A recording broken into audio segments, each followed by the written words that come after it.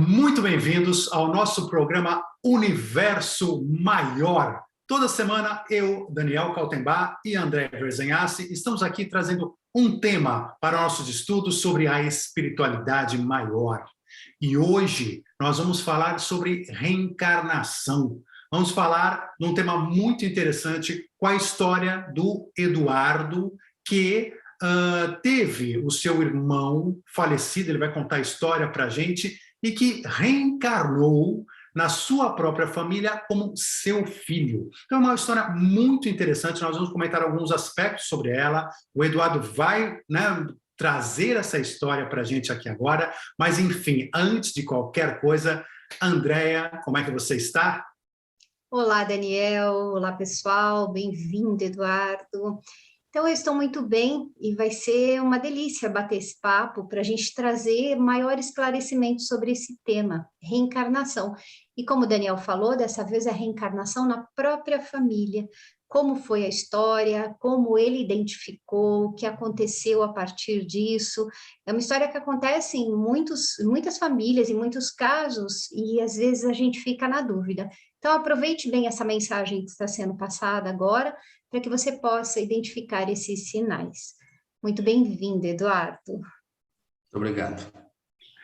Eduardo, antes de eu te passar a palavra aqui, eu queria só fazer um comentário. Bom, primeiro pedir para todos que estão aqui nos assistindo, que aproveitem esse momento aqui para se inscrever aqui no canal, deem o seu like, façam seus comentários. Se quiserem, tiverem alguma dúvida, coloquem suas perguntas aqui no chat. E se a gente puder responder agora, nós respondemos depois, podemos até fazer um outro encontro para responder as perguntas. Enfim, mas participe. E esse assunto que eu já vou abrir a palavra aqui para o Eduardo começar, reencarnação, ele é muito mais comum do que a gente pensa. A reencarnação, aliás, é absolutamente comum. A reencarnação é o nosso processo natural de desenvolvimento da alma, de desenvolvimento do espírito. Então, nós estamos sempre neste fluxo entre a encarnação e a desencarnação, principalmente neste momento, nesse nosso estágio evolutivo, nessa nossa terceira dimensão aqui, quarta dimensão, considerada a dimensão dos espíritos, onde nós ficamos migrando, indo e voltando para nos aperfeiçoar. A questão é que esse fato de reencarnação, as pessoas acabam muitas vezes não percebendo o quanto ela acontece de fato dentro da própria família. Porque a família é o núcleo de afinidade da nossa alma, do nosso grupo. Nós não nascemos numa família por acaso. A gente tem vários motivos para nascer numa família. Então é muito comum que às vezes as pessoas renasçam em uma família específica, o falecimento de um avô, de alguma coisa, e vem nascer depois como um filho, como um neto, e assim por diante. Então, a história do Eduardo é justamente um exemplo dessa situação onde nós, muitas vezes, não percebemos no dia a dia, mas que o Eduardo percebeu. Então, Eduardo, eu vou pedir para que você conte um pouquinho da sua história e que comece, ou seja, explicando sobre o falecimento, sobre a história do seu irmão, a sua relação com o seu irmão e o falecimento do seu irmão, como é que tudo isso foi, para depois nós chegarmos ao nascimento do seu filho. Seja muito bem-vindo, Eduardo. A palavra é sua. Obrigado. Bom, vou tentar pontuar, porque foram situações todas encaixadas. E tem assuntos até muitos específicos, que eu vou tentar detalhar aqui. Depois vocês tentam juntar comigo para ver se esse quebra-cabeça que surgiu para mim faz sentido. Meu irmão nasceu em 1966 e ele era um jovem à frente do tempo dele. Nós já percebíamos que ele era uma pessoa diferente entre todos da época. E tudo isso ocorreu nos anos 80, Porque eu nasci em 70, são 4 anos de diferença. E é o que eu sempre conto. Eu ainda criança, quando ele chegava em casa, a minha vida parava. E eu sempre dedicava o meu tempo a ele quando ele chegava. Podia estar brincando na rua, podia estar estudando. Eu percebia a presença dele, eu parava o que estava fazendo para poder estar com ele. Desconheço se eu saberia que o tempo dele seria tão curto. Só sei que nossa relação era diferente. E ele foi embora muito jovem, ele partiu com 20 anos de idade. E ele era atleta, ele fazia Kung Fu, mesmo sem treino, ele era o melhor da turma dele. Era algo natural, ele era uma pessoa espontânea e natural. Ele partiu através de um acidente. Ele trabalhava numa loja, e aquela loja, naquele período lá, do falecimento dele em 1986, chegou na loja um bug, que na época era muito, né, difundido, era muito bacana você ter um bug. Então a loja expôs esse bug. E num sábado eles fecharam a loja, e como meu irmão andava de caiaque, enfim, assim, ele era diferente. Ele resolveu pegar esse bug para fazer um teste com ele num local apropriado. E, na verdade, era para tudo acontecer, porque ele pegou o bug estava sem combustível, ocorreram algumas dificuldades, ele foi buscar o combustível, enfim, ele insistiu, e nessa brincadeira foram 8 pessoas com ele. E, na verdade, no acidente, só ele faleceu. Quem estava dirigindo o bug na época faleceu 2 anos depois, afogado, né? Mas acontece que, como ele era preparado, ele era forte, o lado espiritual dele era muito forte, e também na força. No acidente, ele segurou, existe um ferro chamado Santo Antônio, no bug, e ele segurou nesse ferro. E todos jogados para fora, ele permaneceu. E os sinais que ele me deu têm a ver com as fraturas que ele teve, da maneira que ele morreu, as ocorrências físicas do falecimento dele, né? E foi a primeira perda na família significativa e totalmente impactante. Mudou a vida de todos. Meu pai bebia até um pouco demais. Foi tão impactante que ele parou com a bebida depois. A minha mãe, ela está hoje com 84 anos. E ela toma remédio até hoje. E depois de tudo isso, vem a sequência aí dos sinais que o Mateus me deu, porque o Mateus, ele chegou em 2006, né? Aí, 3 anos depois, ele me deu os sinais de que ele estava aqui entre nós, né? Aí, uma coisa que vocês precisam entender com a história e pontuar comigo cada situação. Eduardo, então, só para a gente, né, ir juntando essas peças, né? Então, o seu irmão Heraldo, ele morreu, ele faleceu, ele nasceu em 1966 e ele Exato. morreu em 1986, né? Exatamente 20 anos depois. 20 anos. E aí, morreu em 86, e o Mateus, enfim, né, quer dizer, causou todo claro, né, um distúrbio na família muito grande, logicamente, totalmente natural. E aí passou-se o tempo, você mostra essa afinidade grande que você tinha com seu irmão, ou seja, desde pequeno, então, ou seja, não era uma situação, era realmente uma situação, né, diferenciada em termos de afinidade. E aí você vai ter o seu primeiro filho em 2006. Enfim, na verdade, vem nascer Mateus, então, também em 2006, né? Então, Uns 20 anos depois. Exato. 20 anos depois do falecimento, ele surgiu. 20 anos depois, ou seja, quer dizer, então, o Heraldo nasce em 66, morre em 86, e o seu filho Mateus nasce em 2006, né? Exato. Bom, conta pra gente um pouquinho sobre, então, sobre isso, ou seja, qual foi o primeiro momento que você começou a desconfiar que o Mateus pudesse ser o Heraldo reencarnado?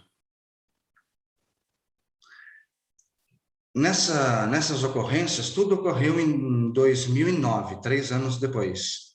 O Matheus ainda de fralda em casa. Eu recebi um convite do amigo dele, que estava no acidente e trabalhava na mesma loja, para visitá-lo, né? Para a gente bater um papo. E na ocasião, ele me deu uma camisa da loja. Uma camisa da loja, bonita, né? Cheguei em casa com a camisa e prontamente eu coloquei a camisa no corpo. Literalmente, o Matheus derrubou a casa, esperneou, chorou e disse assim para mim: pai, tira essa camisa, que essa camisa é minha. E foi impactante porque ele era muito tranquilo e ele mudou totalmente o seu jeito quando ele se deparou com a camisa. Eu tenho essa camisa até hoje. Mas naquele momento eu tive que tirar a camisa, ele pegou a camisa, enrolou, disse de novo: olha, essa camisa é minha. Foi na gavetinha dele e guardou a camisa. E foi impactante. Aí você me pergunta, isso é o suficiente para que ele seja o seu irmão que voltou? Não. Aí nós vamos lá para o segundo sinal. Ele, como era 4 anos mais velhos, ele era 4 anos mais velho que eu, o Heraldo, normalmente eu não participava das amizades dele. E sair com ele, então, muito menos.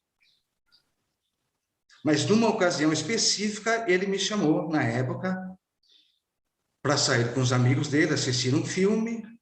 E para mim foi dádiva, por quê? Pela minha ligação com ele. Tinha uma música que só eu e ele sabia. Era a nossa música. E eu brincava com ele nessa música.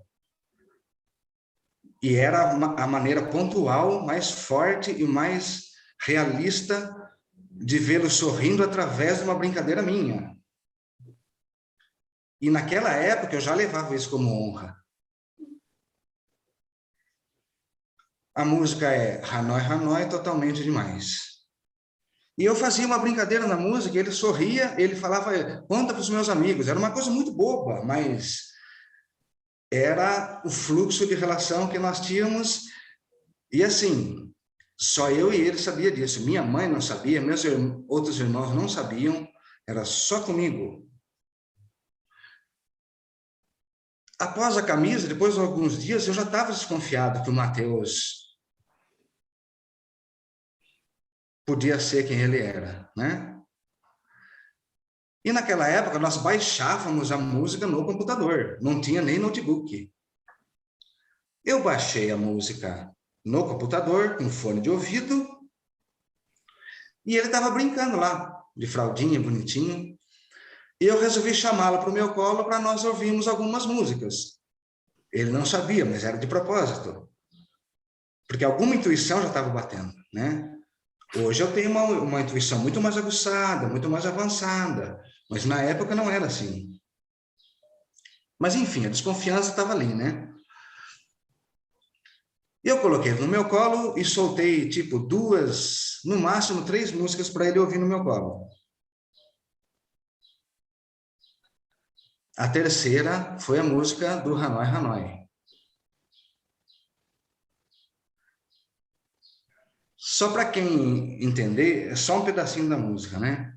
Linda como um neném, que sexo tem. É uma música da época, ela foi muito, e ele adorava essa música. E na minha brincadeira surgia tudo isso.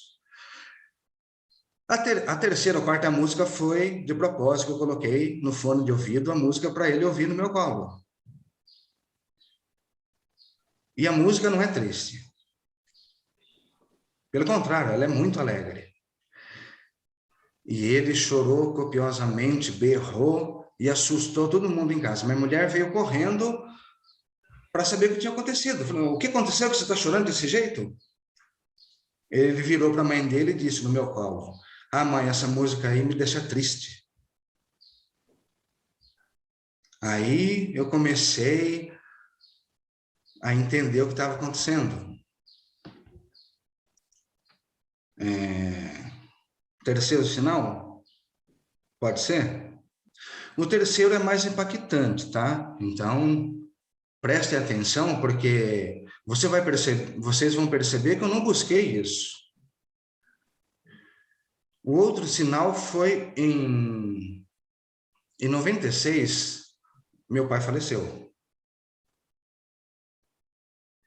Então, o que ocorreu na época? A exumação do corpo do meu irmão. Uma prática do cemitério, né? Enfim, uma prática habitual para que você pudesse enterrar o próximo ente que partisse. E fomos lá. Então, foram os irmãos, eu e mais 2, né? Fomos em 3 para poder participar da exumação. E o que ocorreu? De uma certa forma, na hora da exumação, nós tivemos alguma parte do corpo dele em mãos. Eu tive o crânio do Heraldo na minha mão.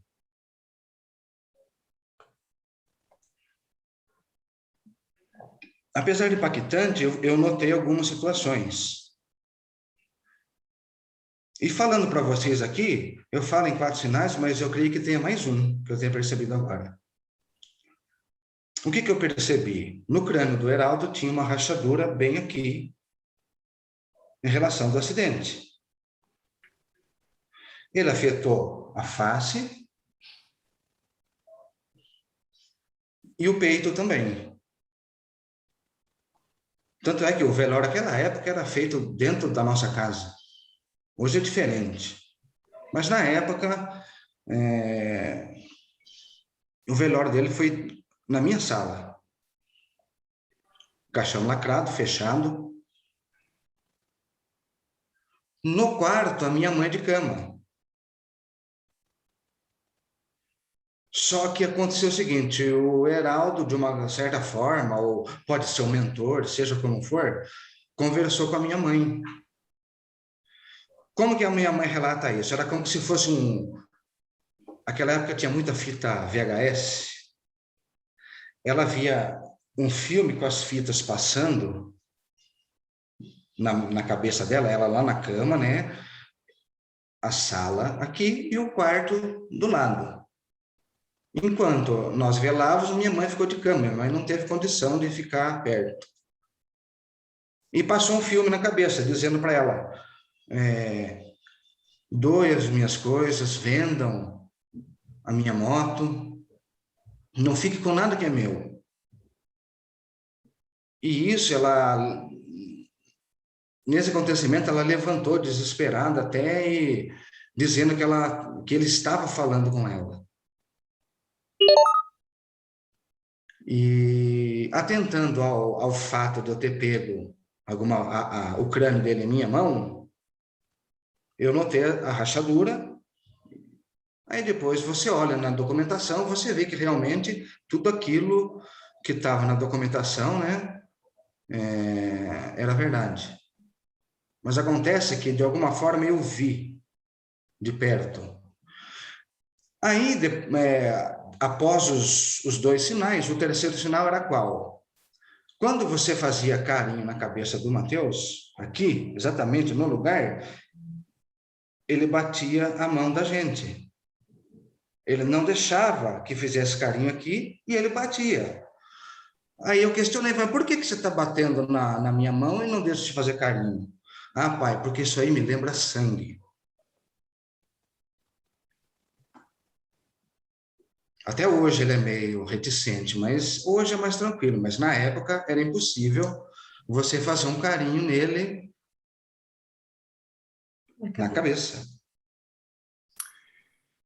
É curioso, né, Eduardo, porque esses processos das crianças lembrarem de vidas passadas e tudo mais, porque a gente vem com uma reminiscência de vidas passadas. Algumas pessoas lembram mais, outras pessoas lembram menos. Tanto que tem algumas crianças que lembram de tudo, né? Ou seja, quando são bem pequenas, 3, 4, 5 anos, saem contando nomes de pessoas, acontecimentos, a maneira como morreu. Enfim, nós temos milhares de relatos como esses pelo mundo afora, né? E temos livros excelentes de grandes estudiosos em relação a esses processos de reencarnação através dos estudos de crianças, né? Ou seja, os relatos de crianças, com a comparação, né, depois checando a prova com o que a criança fala, com o que realmente aconteceu com a família que ela comenta. Mas, enfim, nós temos muitos casos desses. E as crianças realmente, principalmente até os 7 anos de idade, elas estão em processo de reencarnação.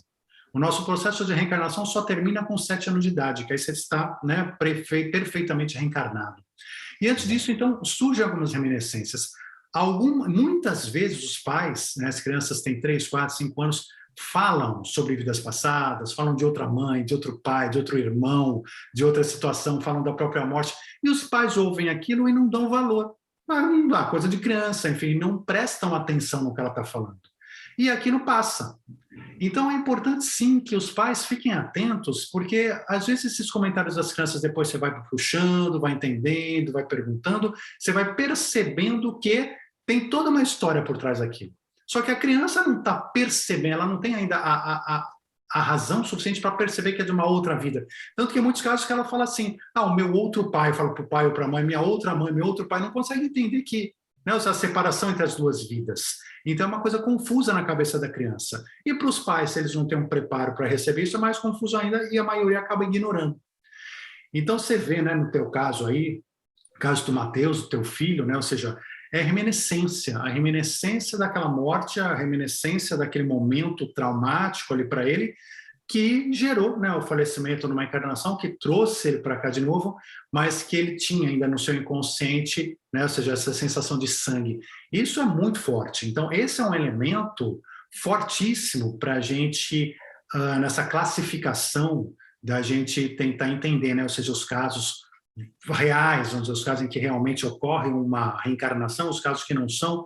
E aqui você tem algumas situações interessantes, né? Você falou, enfim, falar do crânio, mas depois vamos voltar um pouquinho para os outros casos também. Mas realmente, como você falou, é um caso é uma prova impactante, é um sinal impactante, porque realmente traz a reminiscência daquilo que está no inconsciente da criança, colocando para você, mas você estava aberto para ouvir, você estava pronto e aberto e prestando atenção, porque se é um outro pai em outra situação, que nem, né, não faz uma relação com o irmão que morreu 20 anos atrás, pode nem perceber aquilo, e aquilo está acontecendo na nossa frente, e às vezes a gente não presta atenção, né? Então, é só um comentário, mas, né, para prosseguir aí, se você quiser, esse sinal realmente é muito interessante, se tiver mais um sinal, pode comentar, e enfim, fique à vontade.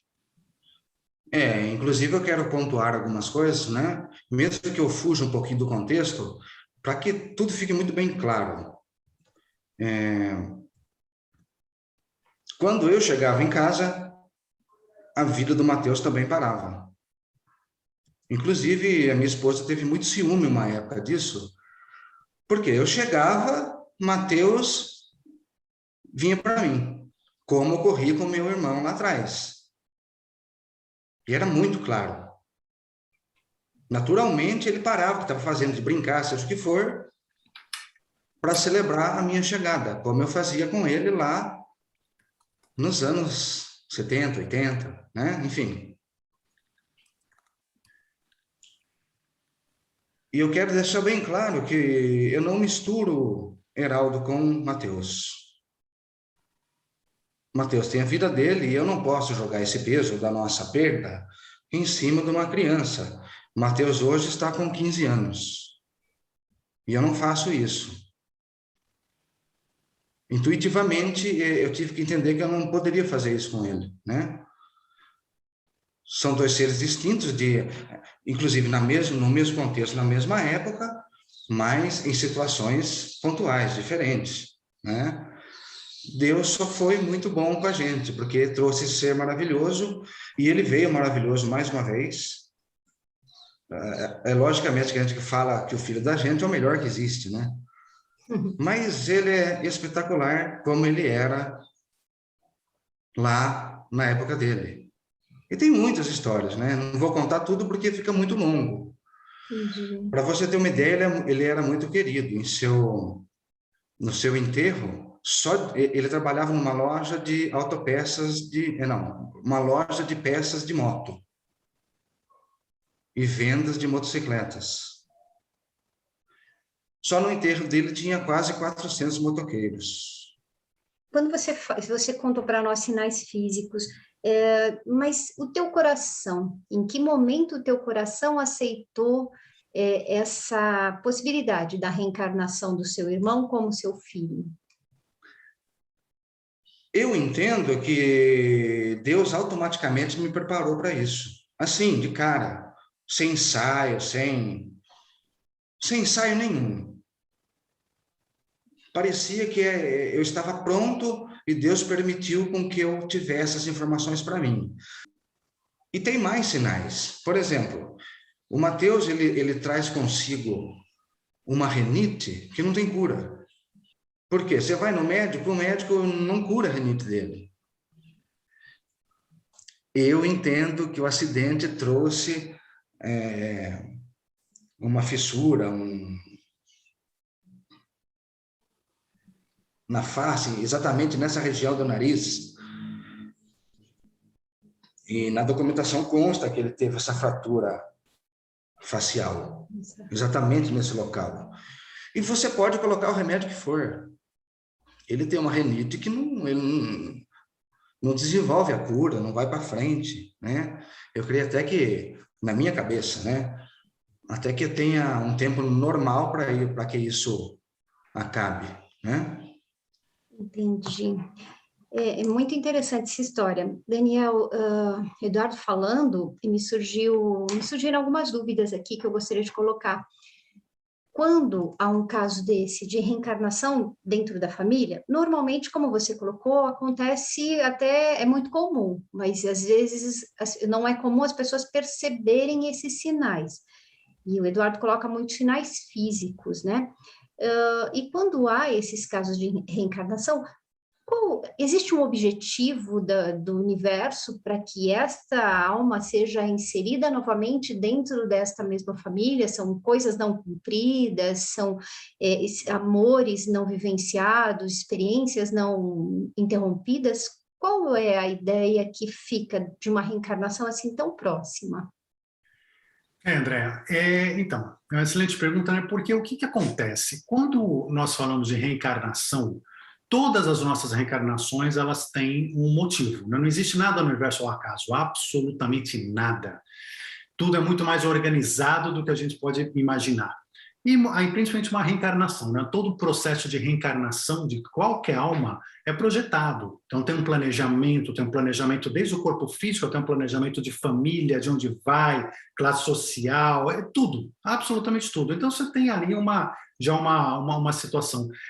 É muito comum a pessoa vir para a própria família, por quê? Porque nós temos uma afinidade com aquela família. Nós temos, quando a gente nasce, a gente não vai nascer num local onde você, a não ser que seja por uma aprovação, ou seja, você precisa de uma aprovação específica para se sentir até, às vezes, fora do foco, se sentir solitário, se sentir... Tem situações em que isso pode acontecer, mas, em regra, o que acontece? A gente procura, na hora de reencarnar, os mesmos grupos familiares, os mesmos grupos de almas que a gente está acostumado a reencarnar, porque nós vamos reencontrá-los no dia a dia, naquela encarnação, e nós, então, nos sentimos o mais em casa possível, por assim dizer, para que a gente possa desenvolver a nossa missão pessoal aqui na Terra. Além do que, então, tem dois tipos de afinidade. A afinidade por amor, que é o caso aqui, né, do Eduardo, do Mateus, uma afinidade por amor, por afinidade mesmo de grupos de alma e tudo mais, onde eles tinham essa relação especial. E aí o Eduardo, você vê, o Eduardo conscientemente não foi avisado de que o Mateus estaria vindo como irmão dele,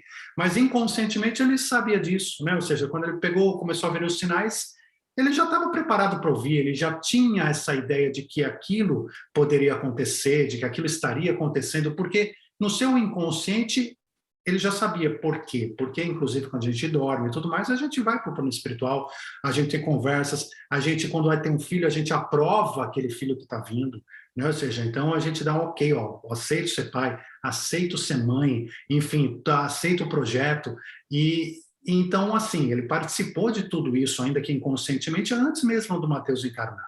Então, é um processo, né? Uma consequência de um processo.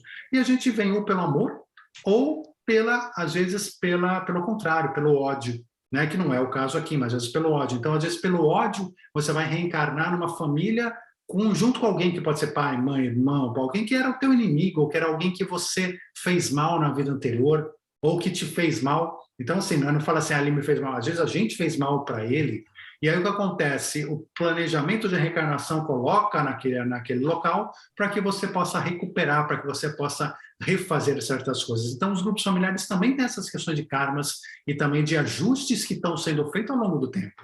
E às vezes até uma morte prematura, não sabemos que foi a morte exatamente do Mateus ali, mas às vezes uma morte prematura pode realmente deixar alguns aspectos aí da própria família ainda a serem ajustados, a serem, né, arrumados. Sim. Então é isso. Só que aí também eu fico com a seguinte ideia, imaginando que as pessoas também estão pensando isso, e se o Eduardo também já se perguntou isso. De quem é este grande aprendizado, neste caso? Da pessoa que reencarnou e tem que aprender a lidar com uma nova vida, com uma outra roupagem, mas, como você falou, até os 7 anos, mais ou menos, essa criança tem uma lembrança da vida anterior, depois passa a não ter. Então, quer dizer, vou perguntar depois isso para o Eduardo, o Mateus em algum momento deu sinais de que ele lembra de alguma coisa sem ser nesses sinais? É constante isso? Mas primeiro, deixa só eu terminar aqui com o Daniel. De quem é este aprendizado? Dos dois? De um dos dois? É o Eduardo que tem que aprender a se desligar da primeira roupagem do irmão e amar essa segunda versão que é o filho? Ou é um aprendizado deste irmão que passou a ser filho? É interessante, né? Porque, assim, na verdade, o universo, ele não perde tempo. Então, o aprendizado é sempre dos dois. É sempre todo mundo está aprendendo. Todo mundo está no processo de aprendizado, cada um da sua forma. Então, o Mateus hoje, né, ou seja, e o Eduardo, ele comentou aqui, né, que tentou não trazer para o Mateus essa carga, ou seja, então deixar a coisa bem leve, tal, ou seja, você é o meu irmão, não. E está correto isso, porque o Mateus hoje é uma nova personalidade, é um novo corpo físico, um novo corpo, né, ou seja, DNA, ainda que seja parecido da mesma família, mas é um outro DNA, uma outra prova, enfim. Então, ele tem uma outra missão aqui agora, que não deve ser misturada realmente com a anterior. O fato de ter anterior é apenas um fato, mas não deve ser misturado. Então, ele tem que viver a vida de Mateus agora, e o Eduardo está deixando ele viver a vida de Mateus, o que está extremamente correto. Então, o Mateus está vivendo a vida dele, que é a vida da reencarnação que ele tem agora, do projeto, da missão que ele tem nesse momento, e a vida que ele tem que viver. Então, para ele é o aprendizado como uma nova encarnação, né? Ou seja, que é a continuidade de tudo que ele deixou lá para trás. E para o pai, né, ou seja, os familiares que estão aqui, que têm essa ferida, que ainda fere, ainda sangra dentro de si, né, ou seja, naquela perda traumática lá de trás, é outro experimento, é outro aprendizado, né? Ou seja, então tem muitos aprendizados aí, aprendizado de fé, aprendizado em relação à gratidão, aprendizado em relação, né, ou seja, a perceber tudo isso, a ter oportunidade de ter sentido a perda e, ao mesmo tempo, perceber esse ciclo da vida continuando e tal. Então, é uma experiência única. A experiência do Eduardo não dá nem para ser compartilhada com o filho dele. O filho dele nunca vai entender a experiência do Eduardo, e vice-versa, né? Ou seja, então, cada um tem a sua experiência. Se você quiser reformular para o Eduardo a sua pergunta... Sim, então acontecem curas. É assim que você se sente, Eduardo? Acontecem curas em relação a essa dor? Bom, que você vivenciou lá atrás? Eu vou responder aqui até a explicação do Daniel, né? Explicação muito centrada, como sempre, né? Muito bem colocada, muito bem inteligente. E eu vou provar aqui ao vivo que o Daniel sempre está com a resposta correta, né? Sim. Tem mais uma. Heraldo nasceu no dia 28 de janeiro de 1966. Depois de tudo isso já colocado, entendido, enfim, aonde que eu fui parar num certo 28 de janeiro de tal ano? Uma chuva torrencial, terrível, eu não me dei conta que era 28 de janeiro. Eu acabei parando num centro espírita do outro lado da cidade, com uma médium na minha frente, e naquela noite ela nem ia trabalhar. E assim, tinha gente no centro assim de sair para a rua tomando chuva, de tanta gente que tinha naquele lugar. E eu nunca tinha aparecido ali. Eu acabei caindo naquele lugar pela procura, enfim. A gente procura, né? A gente vai em busca de respostas. Aí a médium disse assim para mim: olha, meu filho, eu não vou trabalhar. E era uma moça. Eu não vou trabalhar hoje, mas me dê aqui a foto do seu irmão e a foto do seu filho, que eu já olho para você aqui. Prontamente foi o que eu fiz, eu estava preparado, eu levei as fotos. Eu tenho o RG dele, do meu irmão, até hoje guardado comigo, né? E mostrei as fotos. Ela olhou bem sério para mim assim: olha, meu filho, eu jogo os meus 26 anos de atendimento no lixo se eu tiver errado. Se eu tiver errada. Teu irmão, o Heraldo, ele foi embora muito cedo. A espiritualidade levou ele embora muito recente. E o que Deus entendeu? Que ele tinha muito por viver ainda. Então, ele veio como seu filho, por afinidade, por amor, e veio para viver o lado bom da vida que tiraram dele. E ele, de uma certa forma, pela evolução dele já da época, pela pessoa que ele era, ele foi presenteado em voltar. E para voltar, ele voltou na sua família exatamente por afinidade. Então, era isso que eu queria pontuar também, para você entender que até a resposta veio de uma pessoa que eu nunca vi na minha vida, e a resposta veio. Eu gosto muito de número, sabe? O número, uma borboleta, enfim, os sinais do universo que vocês tanto pregam e entendem, eu tenho isso como escola, né? Sempre aceitei os sinais. Não fico buscando sinal por aí, mas eles aparecem por quê? Porque eu estou aberto para o universo. Então, no dia 28 de janeiro, que era uma data de aniversário dele, eu tive a resposta de uma médium que eu nunca vi na minha vida e provavelmente nunca mais vai encontrar aqui na Terra. E ela foi bem clara comigo, sim, ele voltou por afinidade. Certo? Eduardo, não, excelente, é incrível, né? Mas é isso mesmo, é assim que funciona o universo, né? Então, é bom ver esses casos práticos que a gente vai ver na prática as coisas acontecendo ao nosso redor. E assim como aconteceu com você, certamente aconteceu com muitas outras pessoas que estão aqui nos ouvindo. Aliás, quem quiser contar a sua história, entre em contato com a gente também, né? Para a gente também ouvir, quem sabe poder compartilhar aqui também para mais pessoas ouvirem. Nosso tempo aqui já está, né, estourado aqui, mas... só para a gente fechar, a gente comentou um pouquinho, né, no começo, você falou de números, para a gente lembrar desses números, né? Ou seja, então, o Heraldo, né, o Heraldo, que nasceu já em 66, vai morrer em 86, né? O Mateus nasce em 2006, você tinha comentado também que na família, né, isso você tinha comentado antes, que seu pai faleceu em 96, né, o seu sogro em 2016, enfim, foi um comentário que você fez antes para a gente aqui. Mas, ou seja, tudo com 6, a cada década parece que vai um, não é isso? Então, assim, mas não é por acaso. Ou seja, os números não são por acaso, esses sinais não são por acaso. E esses sinais, às vezes, a gente pergunta, mas por quê? Por que isso? Na verdade, é o universo dizendo para a gente, fica tranquilo, nada está fora de controle, tudo está no seu devido lugar, e o universo está te mostrando que nada foi por acaso, absolutamente nada. Então, acalme o seu coração, acalme sua mente, porque tudo está sendo cuidado, tudo está no seu devido lugar, no amor de Deus. Então, quero, antes de mais nada, já me despedindo aqui, não sei se a André tem alguma outra pergunta para fazer ainda, mas já quero agradecer você, Eduardo, pela presença, por compartilhar conosco essa sua história, que é uma história como tantas outras, que mostram essa espiritualidade no nosso dia a dia, no nosso cotidiano, mas a gente precisa abrir os olhos para ver, para enxergar, para ouvir. Então, sem dúvida alguma, inspira todos nós a prestar mais atenção à espiritualidade.